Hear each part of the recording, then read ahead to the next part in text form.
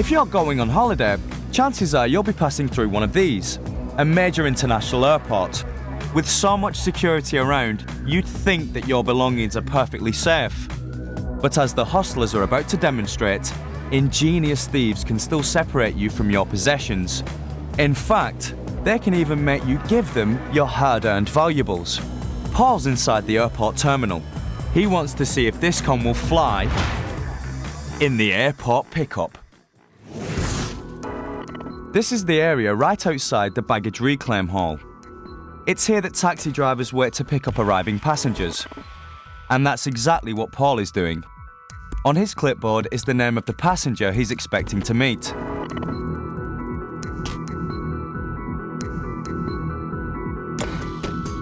The con is on. Hi there. Great. Let's Like any good driver, Paul insists on taking care of the luggage. No, we bring the trolley because I'm probably going to bring the car around. Yeah, it's probably the best way. Of course, this isn't Paul's day job. In fact, he's got no intention of giving this couple a lift. What he wants is their luggage. Jump on today? Oh, good. How's the weather? No snow, no?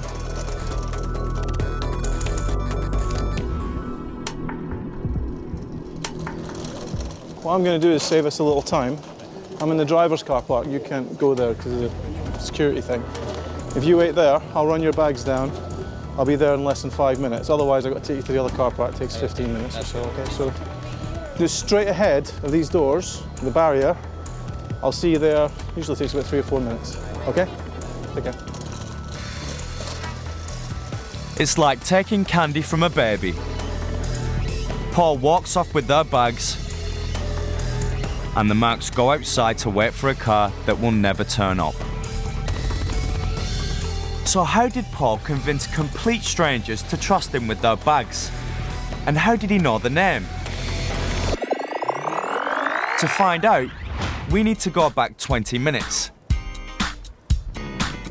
Shortly before the passengers landed, Paul took up position in a cafe next to the arrivals gate, waiting for the right opportunity to present itself. And at this busy airport, he didn't have to wait long.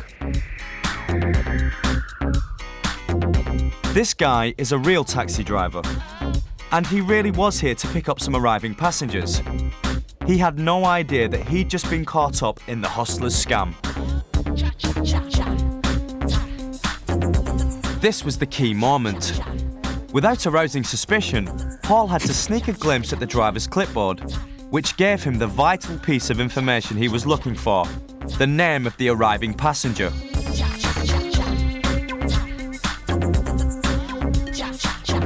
He copied the details onto his own pad. But that was only the first part of the scam. In order for Paul to pose as a driver, he needed the real driver to disappear. Enter Alex and Jess, who'd been watching the whole time. As they walked past Paul, they clocked the name on his pad and assumed the roles of the passengers. Hawkins. Oh, Hawkins. Hello. That's us. That's us. Hi there. Richard. Hi. How you doing? Nice to meet you, Hello, Richard. you're right. Hi there. Sorry, we came out of a Came out the different other way. exit. Oh, did you? Yes. The real driver had no reason to question Alex and Jess. And as soon as his back was turned, Paul stepped into his place. Next, having moved the driver away from the arrivals gate, Alex and Jess had to ditch him for good. Sorry, can I be really annoying? Can I snip to the loo really quick? Is that okay?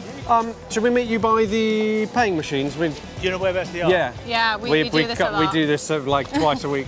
But yeah, you. we'll meet you down there because I'm just gonna. We won't be 2 minutes. Thanks. You. Job done. He'll be waiting for them for a very long time. At the gate, when the Marks saw their names on Paul's clipboard, they naturally assumed that he was the driver they booked. Hi there. Great. And that's why they had no problem handing over all their possessions. After waiting outside for 20 minutes, the Marks start to wonder what the holdup is.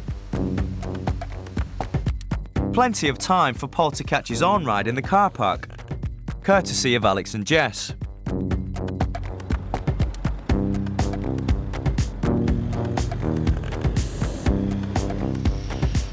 Eventually, it dawns on the Marks they're never going to see their driver or their bags again.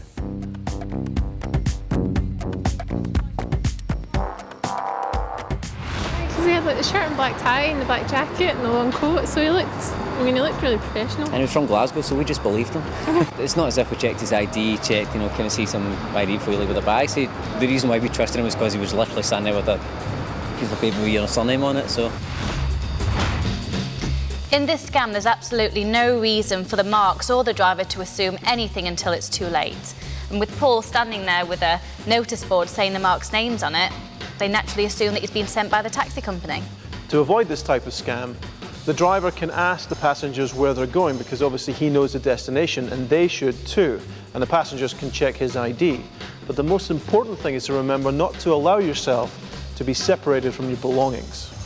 Very often when we get off an aeroplane, we're thinking about our onward journey, perhaps we're tired, perhaps there's some jet lag, and sometimes our guard is down. So we're not as cautious as we would otherwise normally be. And that means that airports are good places for scammers.